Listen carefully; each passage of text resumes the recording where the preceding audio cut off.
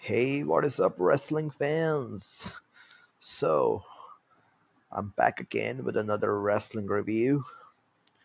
This time, it's of Monday Night Raw, December 22nd, 2025. This is another taped edition of Raw, and I had a pretty good feeling that this was going to be a tape Raw.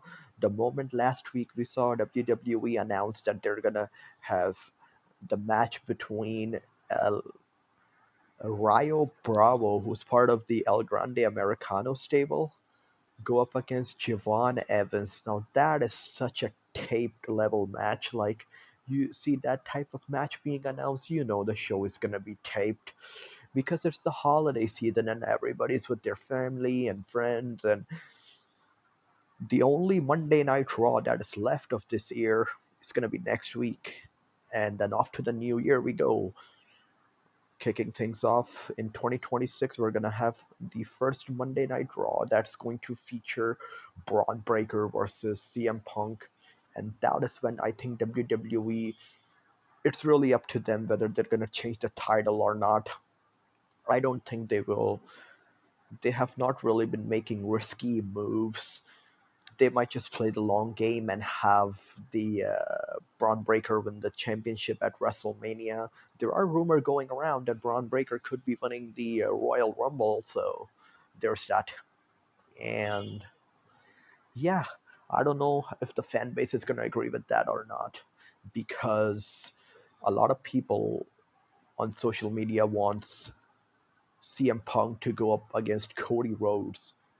Last year they had that fantastic promo between both of them before WrestleMania, and people will like seeing that. So I don't know where the story is gonna go, but we're gonna find out. All of our answers are gonna be given to us on the first episode of Raw New Year. But today is the Raw, December 22nd, 2025. The show kicked off with, this usual shot backstage where everybody's just walking towards the arena, and it gives just straight up UFC TKO level vibes.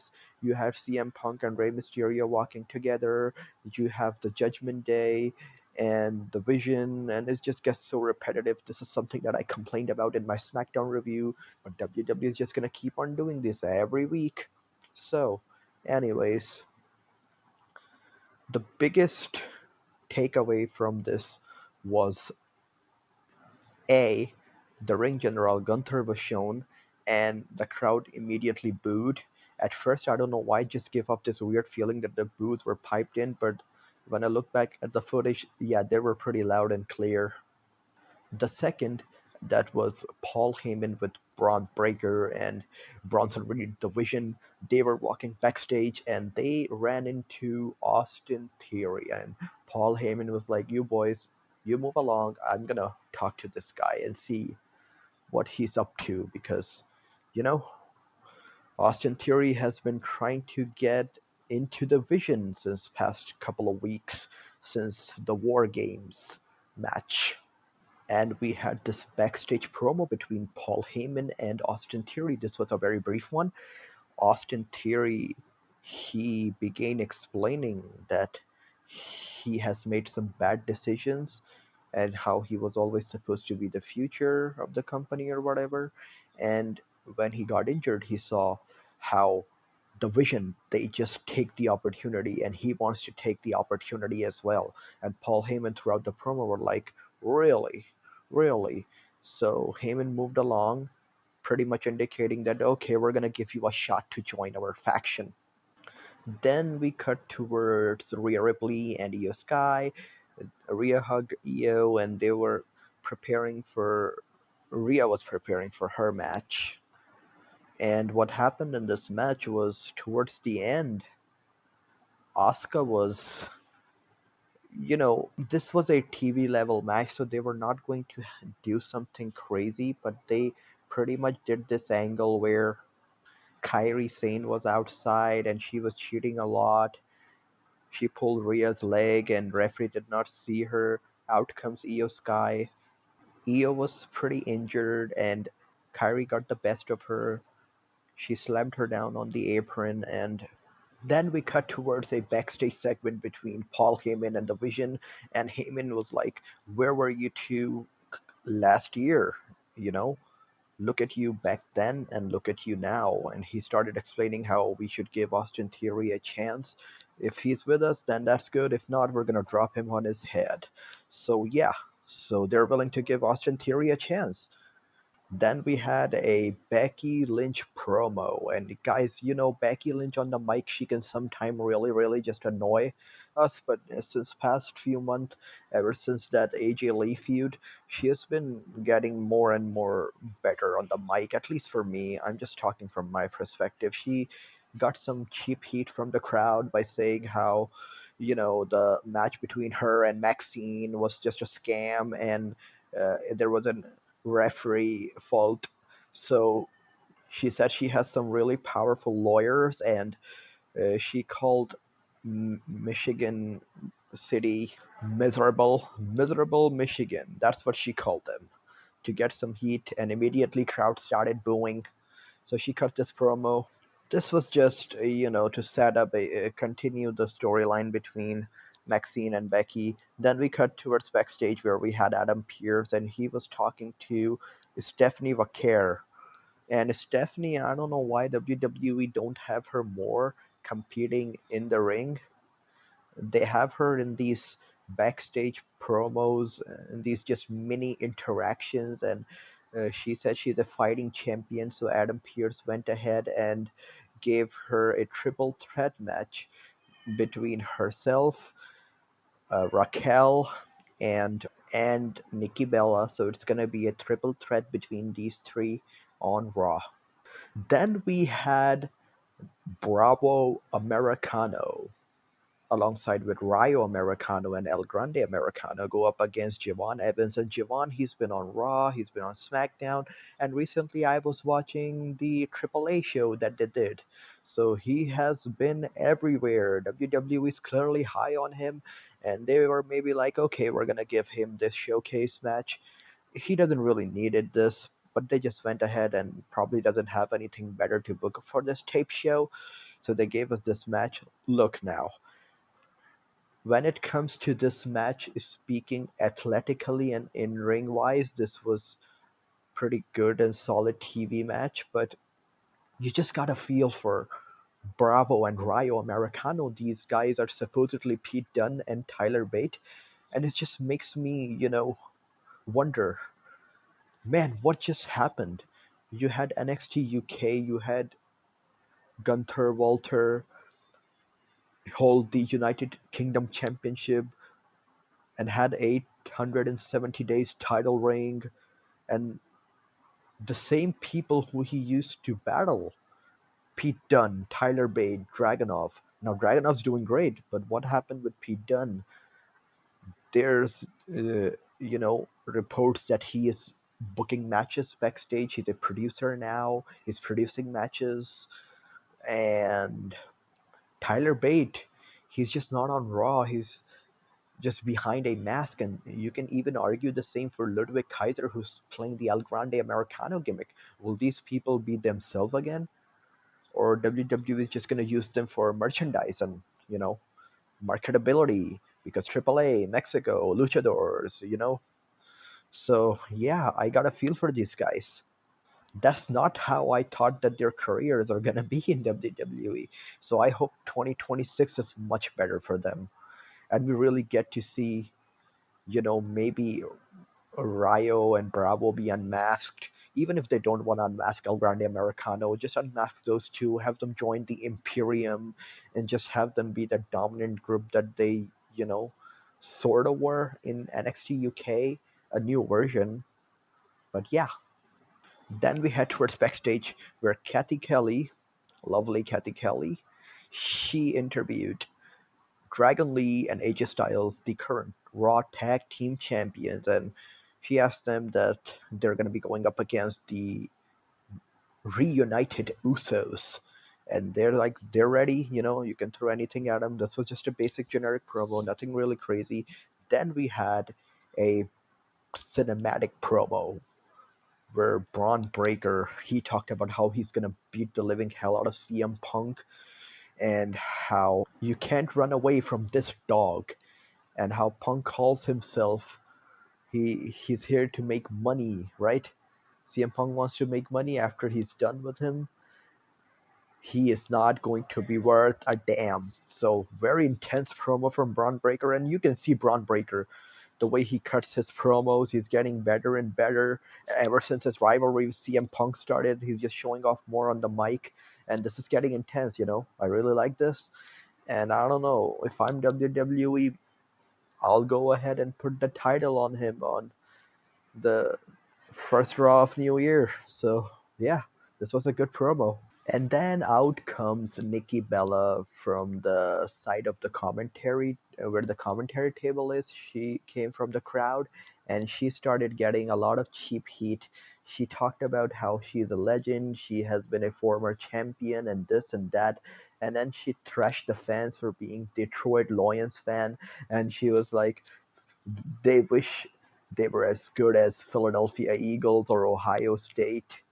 And she said she's going to destroy Stephanie Bakir next week. Now, Nikki sometimes can be on and off on the mic. This was a decent heel promo. I mean, it got the job done. What else could you ask for? Then we had a match between Roxanne Perez and Bayley, and they both had their respective tag team partners outside the ring. So we had Lyra Valkyria and Liv Morgan. What happened in this match is they're again just teasing over and over Judgment Day breaking up or things falling apart. During the end of this match, what happened was that Liv caused a distraction, and Raquel, she showed up, and she was on the other side of the ring, and that allowed Bayley to take advantage of the situation and pin Roxanne to win the match. And there was this one moment in this match where Bayley, she was getting beaten up by Roxanne, and Lyra, she she saw Bayley was near the ropes, and she went towards it and slapped her. And I was like, "What? Are they breaking up? Is Lyra turning heel?" But no, this was just more to rile up Bayley and just give her the boost of the confidence. So these two, WWE is focusing a lot on their tag team division, creating these mini storylines. And so, for the 100 millionth time, the story here is again that the Judgment Day are not on the same page. Great. Then we had the ring general Gunther, and immediately a rain of boos. He went towards the ring, and he was inside the ring. He had a microphone. He just took it all in. He took all the negative energy in from the crowd, and he was like, "Guys, don't blame me. Blame the guy who tapped out like a little bitch." And he was talking about John Cena. He got more heat, and out comes CM Punk, and he was pissed off. So they were teasing Gunther versus AJ Styles somewhere down in 2026, because we know 2026 is where AJ Styles possibly retires, and it's going to come down to the contract negotiations and all that. I heard AJ's contract is up somewhere in February or March or before WrestleMania, so he's going to have to work an extended contract if he wants this match at WrestleMania. I don't know why AJ thinks he cannot go anymore, because he is perfectly fine as someone you would expect around his age. But if this truly is the retirement match, and look, I'm aware that they have done this match on WWE house shows before for the Intercontinental Championship a couple of years ago. And there was this even a steel cage match between Gunther and AJ Styles that took place on one of the WWE tours, but we have not seen this match on the main roster. So if they want to take this route, then they can certainly go for this at WrestleMania. And I don't know if they're going to do an AJ Styles retirement tour, or they're even going to have time to book a AJ Styles retirement tour. But yeah, this seems to be the direction they were going. But on this Raw, they teased CM Punk versus Gunther. Punk was pretty pissed off that Gunther was talking shit about Cena, and he looked him face to face, and Gunther exited the ring.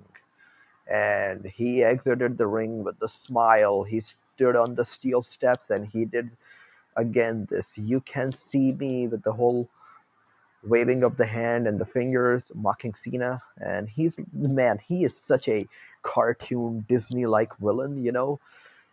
The Symphony 9 theme that he has playing in the background, and he does this cocky heel promos. He's such a villain. I love this. I really hope that WWE books Gunther really strong in 2026 and just have him be undefeated. And then in 2027, you can just have your whoever you want to be the next face of the company and have them beat Gunther. But Gunther needs to be protected for now. Speaking of AJ Styles, we had another backstage run-in segment where the ring general was walking through and he saw AJ Styles, and they are teasing this match again. After that, the commentary team went over what's going to happen on Final Raw of 2025 next week. We're going to have the Raw Tag Team Championship titles be defended as AJ Styles and Dragon Lee, AJ Lee. They're going to go up against the Usos, and I don't think they should take the title off from AJ and Dragon this early. I think they're doing a decent job.